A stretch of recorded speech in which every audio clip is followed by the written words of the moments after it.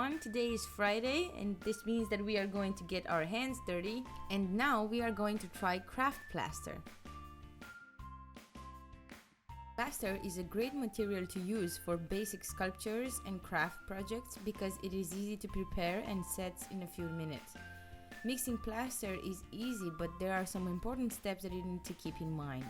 First of all, we need the powder, we need a mixing container, water, a spoon or a spatula, and a newspaper or plastic mat. So start by covering your work area with a plastic mat or a newspaper like I did. Grab a pillow if you are on the floor and let's get to work. The ideal ratio for plaster powder mixture is 2 cups of powder for 1 cup of water. Measure out the water and pour it into your mixing container.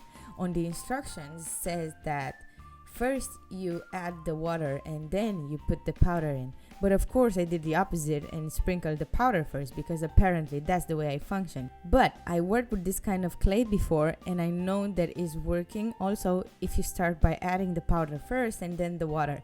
On both approaches you need to be careful for the air bubbles that are forming, so you need to stir carefully. As I said, the ideal ratio is this, but feel free to play with it. Add more if you want the material to get harder faster, or less if you have a mold with a shape that requires thinner clay.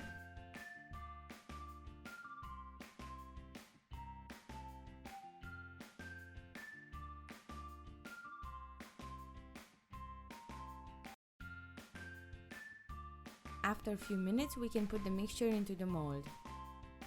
I wanted to create some fridge magnets, so these shapes were perfect for this project.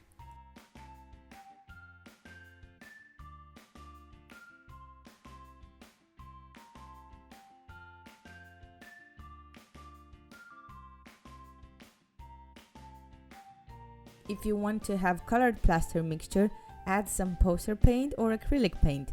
Continue mixing from side to side until the color is uniformly dispersed.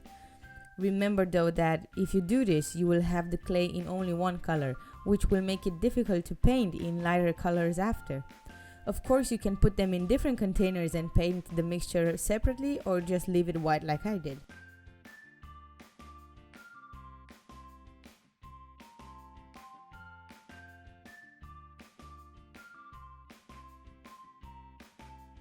As you can see, they are getting dry really fast. I will not use that now.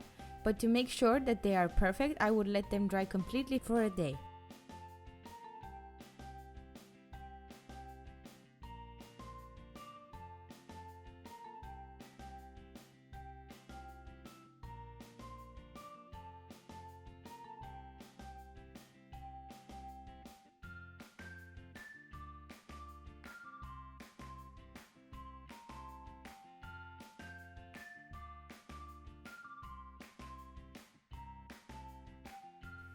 After they are dry, the next step is to polish them. For this, I am using sandpaper.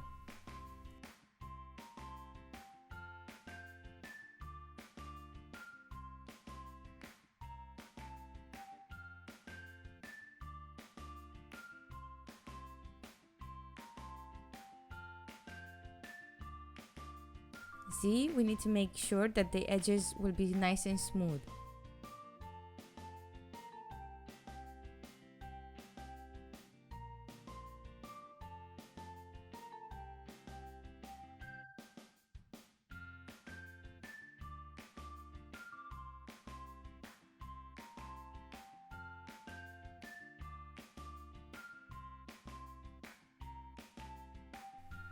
The downside of this might be the fact that you need to polish each piece individually until it's smooth and nice so that you can paint on it, but in the end the outcome will be delicious.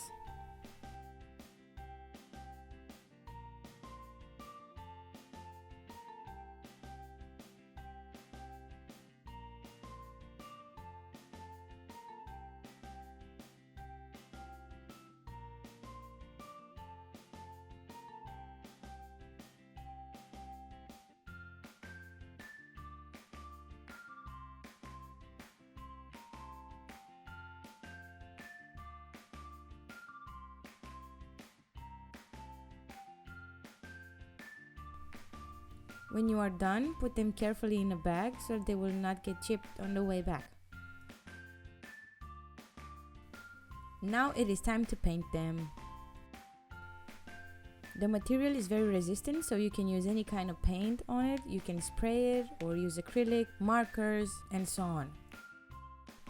Overall, I enjoyed working with this product and I strongly recommend to you. It is easy to use and really cheap. I paid 40 kronas for it because I am at the moment in Denmark, which is like $6 approx, I think, yes. But of course you can have it cheaper if you're buying more. I paid this for 1.5 kilograms, but you can have it cheaper if you're buying 5 kilograms, I think is $9 or something like that. You can buy this product online or at every craft shop. I would put a link in the description for anyone who is interested in buying them here in Denmark. But also I will put some links from some great shops from my home country. I hope you find this useful. Thank you very much for watching.